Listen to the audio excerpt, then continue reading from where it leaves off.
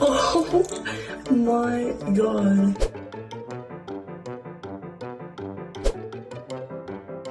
When I seen these frogs, I did get a bit of a shock.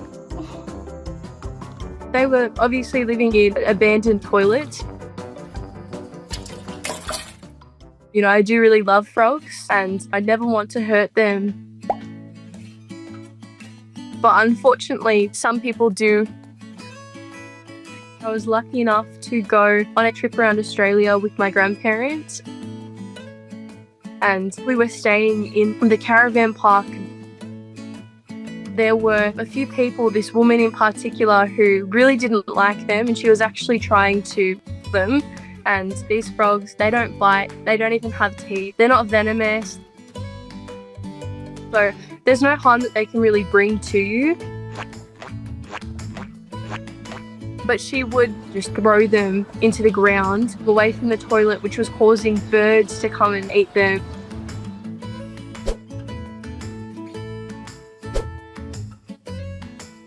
And then she moved on to pouring bleach on them. I would check up on these frogs regularly in the toilet, and one day they were all gone. Sometimes there will be, sometimes there won't. She'd paid some kids to go and take them and dump them in a bush. So that's what got me into saving them. You know, removing them from that harmful people and taking it into my own hands. So we ended up going at night and scooping as many as we could find into a bucket. Come on. Oh my god. And bringing them into our shower. Since they lived in a toilet, we thought that the best place for them would be the shower. They had 2 big buckets of water. They were able to climb everywhere. I think that they loved it.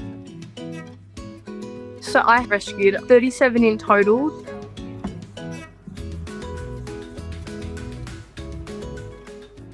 Many of them were in poor condition.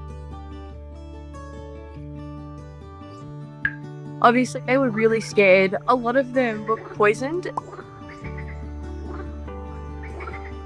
I gave them a lot of soaking in water. I was trying to clean them every day because they had poisoning from bleach. Some of them had one eye that was dilated and their skin would change colour.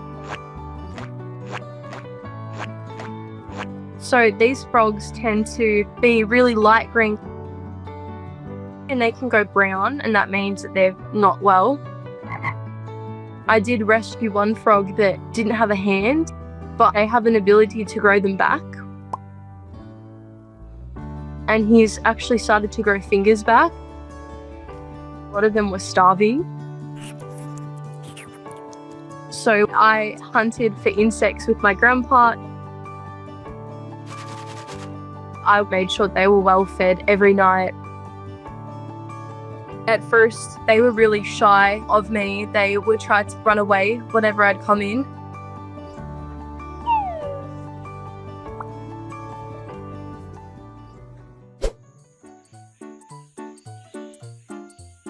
And it got to the point where I would go to approach them and they would crawl over.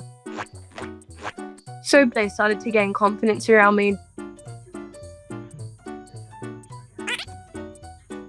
They would let me pick them up and handle them.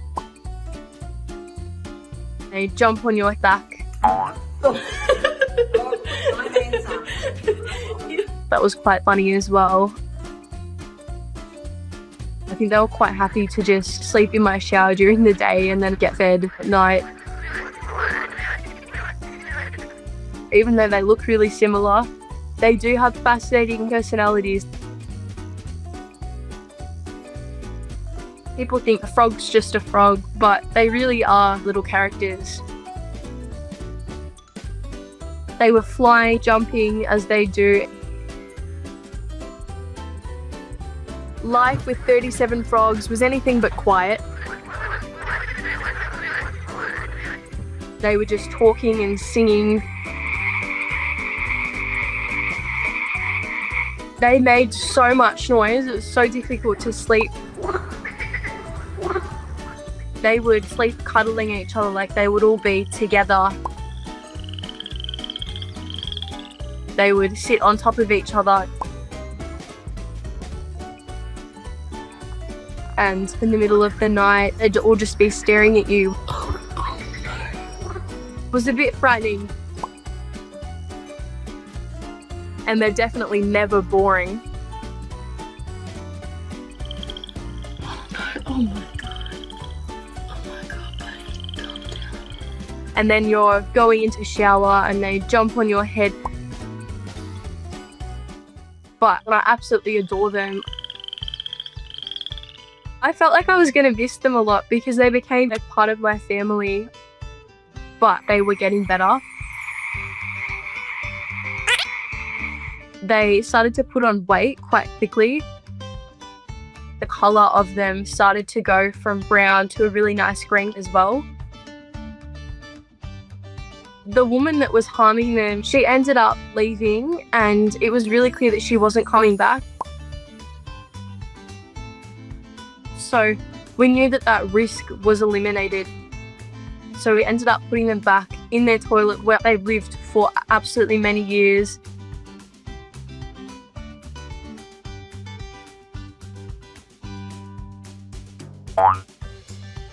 Don't get the other one. He doesn't want to go out. You will get out. Go on. Go on, out off me. For tree frogs in Australia, it's completely normal to hide in toilets during winter to stay safe from predators. Maybe like your friends. There you go. Oh. And now they're back in the wild, back where they belonged. We visit regularly. They're doing fine. No one has harmed them since. It wasn't easy to rescue them, but yeah, it was a great experience. I'd do it again 100 times. It's good to know you've saved a bunch of animals' lives. Every animal has a soul. They all have a will to live. And you have to treat them with the same respect as you do people. If you are rescuing or thinking of adopting an exotic animal, please make sure to contact professionals and do your research so that they can have the best life possible.